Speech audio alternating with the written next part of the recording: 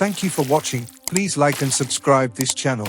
Your one thumbs up will take this video to many unreached. स्तोत्र 124.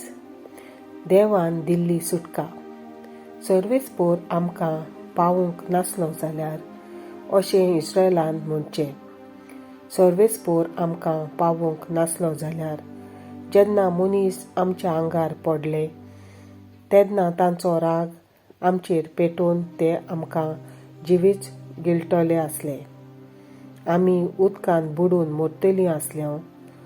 उदकाचो लोट आमकां ओडून व्हरतलो आसलो. तांची भिरांकूळ ल्हारां आमकां गिळ्ळ्या बगर रावची नासलीं. तांच्या घासांतलीं आमकां वाटायलीं देखून सर्वेस्पोराक दिनवासुया. शिकाऱ्याच्या फासांतलीं सवण्या वरीं आमी सुटोन गेल्यो. ताणें फास तोडून उडयलो आनी आमी सुटोन मेकळीं जाल्यो.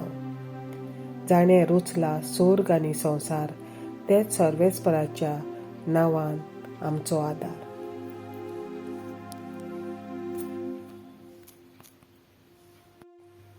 स्तोत्र 125. बऱ्या मनशाक देवाचे वेंगेन शांती. सर्वेस्पराचेर विस्वास दवरतात तीं सियोन पर्वता सारकी. तो हालो ना, तो सदां तीर उबो. जेरुजालेम शार ताका दोंगरांनी वेडो घातला.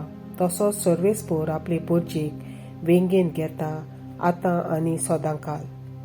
नुस्त्या मनशांची पदवी बऱ्या मनशांच्या देसान चलची ना, नाजाल्यार बरीं मनशां वायट करूंक लागतीत. बऱ्या मनशांक प्रमाणीक काळजाच्यांक बरें कर सर्वेस्परा, पूण नश्टेपणाच्यो वांकड्यो वाटो धरतल्यांक खोट्या मनशां वांगडा सर्वेस्पोर शेवटून उडोवं. इस्रायलाक शांती.